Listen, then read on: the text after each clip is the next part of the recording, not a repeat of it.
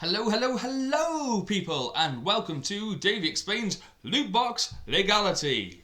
So, here we're going to talk about what loot boxes are, what they are not, what effects they are having, particularly on children, what is being done about them across the world and in the UK, and then finally what an independent Scotland might do. And also what other solutions are out there, because, well, to be frank with you, as somebody who writes about video games for a living, I have my own opinions on this. So, first off, what is a loot box? Well, have you ever played a trading card game in your life? Yeah? No? Well, if you haven't, I'll explain. When you buy a booster pack for Pokemon, you get 10 cards or 11 cards if you get you get 11 cards because you get the online thing. And they're random. They are completely random, but from a certain set. This is what loot boxes are in video games. Some of them use it great, some of them use it brilliantly to give you certain power-ups and abilities and helps give you an extra edge in your online play. Some of them are just to help you get through certain goals in a game. In Justice 2, for example, the loot boxes that you can get there, or the mother boxes, it's a stupid name. It really is a stupid name. Can be used to give your characters certain abilities and XP grinds. So yeah, I genuinely kind of like the way they do it. But there is an elephant in the room when we talk about loot boxes, and that's FIFA and its Ultimate Team. Now, basically in FIFA, you can buy these things to create an Ultimate Team, for which you then take that Ultimate Team online to face other people. And these team players, unless you get a certain rank of them, have an expiry date when they are no longer able to be used. So far, so null, right? Here's the thing.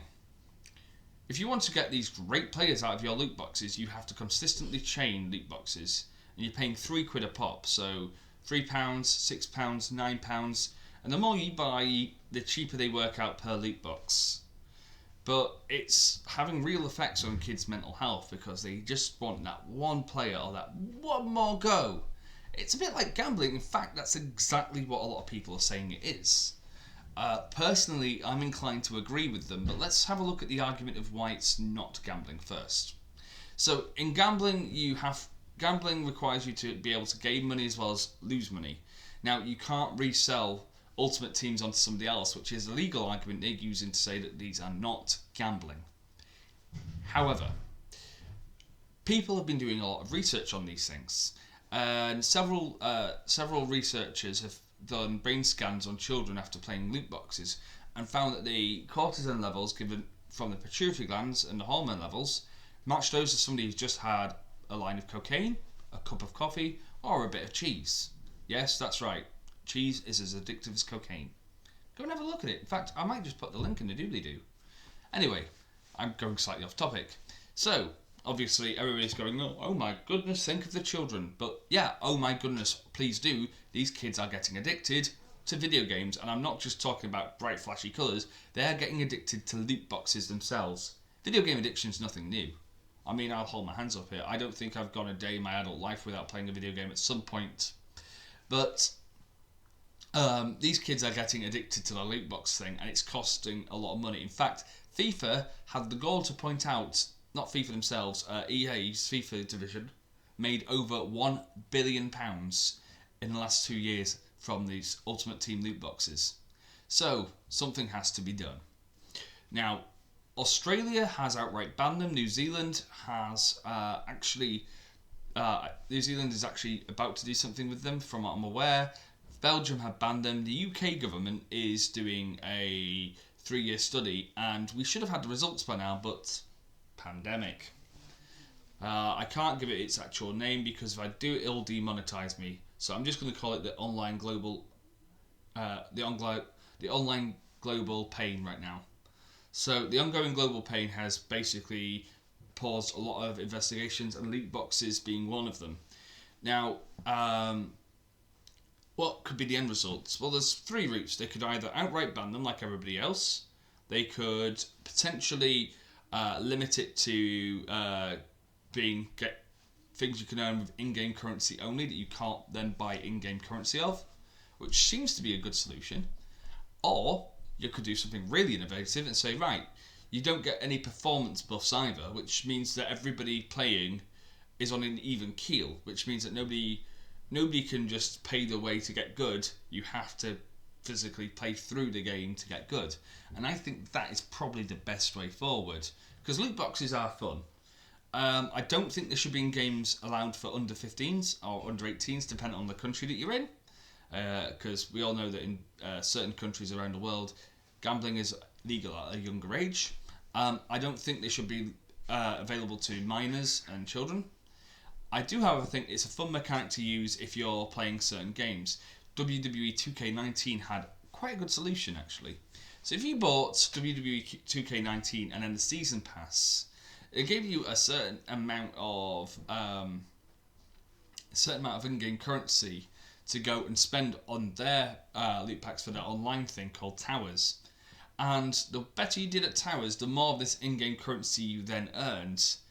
And effectively, as long as you'd bought the season pass, you didn't need to spend any money, forcing a lot of people to spend an extra £25 to go and do that. However, it was revealed that the people that didn't actually spent well over £50 in order to get the same results. So that's one way of going around it, and it might be a soft halfway in between point. Now, we have to talk about an independent Scotland, and the reason we have to is because at this point in the UK's constitutional things, it is pretty much inevitable. If the SNP win as much as they are projected to do come May the 8th, I think it is, when the results come in, then the SNP look to take a full majority of Holyrood, which therefore means that they have a mandate for independence and they can use that to have Indie Ref 2, which they've been promising for quite some time now. If they do that, and they have an Indie Ref 2, it is more or less inevitable that Scotland will go independent. In fact, it's inevitable from this point looking at it. And what do the SNP want to do with loot boxes? Well, this is where it gets interesting. You see, like Belgium, like Australia, and like potentially New Zealand, the people of Scotland are quite socialist and they really don't like the idea of loot boxes. They view it as legalised gambling for children.